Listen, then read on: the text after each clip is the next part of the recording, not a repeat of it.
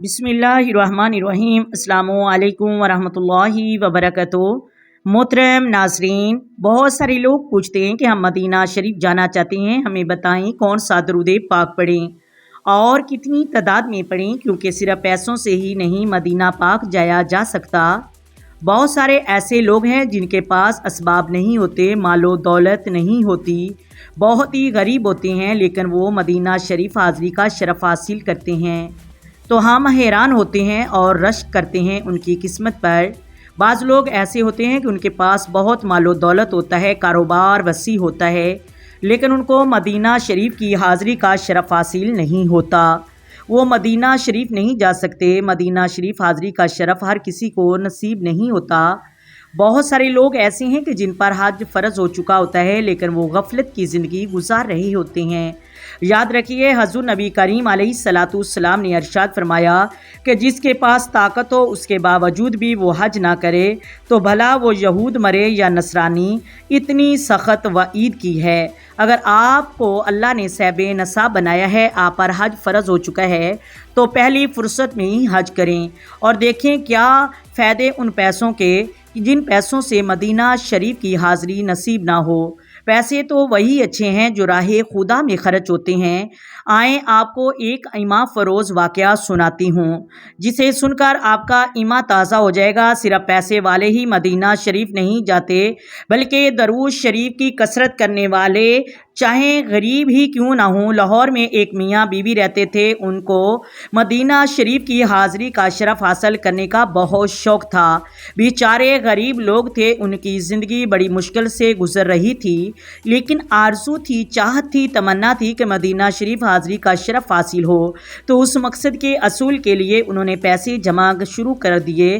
خیر، انہوں نے ایک ایک پیسہ اکٹھا کرنا شروع کیا اور سال کے آخر میں ان پیسوں کو گنا تو بھی مشکل اتنے پیسے جمع ہوئے کہ ان پیسوں سے صرف ایک فرد مدینہ شریف جا سکتا تھا، ایک فرد عمرے پر جا سکتا تھا، لیکن آرزو دونوں کی تھی۔ اس طرح ان کو پتہ چلا کہ فلاں جگہ پر محفل میلاد ہے اور وہاں عمرے کی قرعہ اندازی ہوگی، وہ عمرے کا ٹکٹ بھی نکالتے ہیں، ہو سکتا ہے کہ ہمارا نکل آئے۔ محفل والوں کی شرط یہ تھی کہ جس کا بھی قرعہ اندازی میں نام نکلے گا اس شخص کا موجود ہونا ضروری ہے، ورنہ اس کو ٹکٹ نہیں دیا جائے گا۔ وہ محفل میں شریک ہوئے، محفل رات دیر تک جاری رہی، ذکر و اذکار ہوتا رہا۔ اس شخص کی بیوی تھکی ہوئی تھی تو وہ گھر واپس لوٹ گئے، اس سوچ کے ساتھ کہ بھلا اتنی مخلوق جمع ہے تو میرا نام تھوڑا ہی نکلے گا۔ پورے قرعہ اندازی کا وقت 4 بجے شروع ہوا۔ قرعہ اندازی کے لیے پرچی اٹھائی گئی اور جب اناؤنسمنٹ کی تو اس شخص کی بیوی کا نام نکلا۔ پکارا گیا کہ وہ کہاں ہے تو لوگ جواب دیتے ہیں کہ وہ نہیں ہے۔ اس عورت کا شور کھڑا ہوتا ہے تو کہتا ہے کہ میری بیوی کا نام نکلا ہے، وہ گھر چلی گئی ہے، یہاں موجود میں ہوں، اپنی بیوی کو گھر سے لے آتا ہوں۔ تو محفل والوں نے کہا کہ آپ کو پتہ نہیں تھا کہ جس کا نام نکلے گا اس کا محفل میں موجود ہونا ضروری ہے؟ لہٰذا قرعہ اندازی دوبارہ ہو گئی تو اس عاشق رسول نے منت سماعت کی اور کہا کہ مہربانی کرو۔ انہوں نے معذرت کر لی۔ خیر، قرعہ اندازی دوبارہ ہوئی تو سن کر آپ بھی حیران رہ جائیں گے، جب نام نکلا تو اسی شخص کا نام نکلا، پہلے اس کی بیوی کا نام نکلا تو لوگ بڑے حیران ہوئے اور پھر اس کے شوہر کا نام نکلا۔ بڑی حسرت بھری نگاہوں سے لوگ ان کو دیکھنے لگے اور پوچھنے لگے، بھائی کون سا وظیفہ کرتے ہو، اتنے بڑے مجمع میں آپ کا نام نکلا ہے؟ اس نے کہا کہ ہم درود ابراہیمی پڑھتے ہیں۔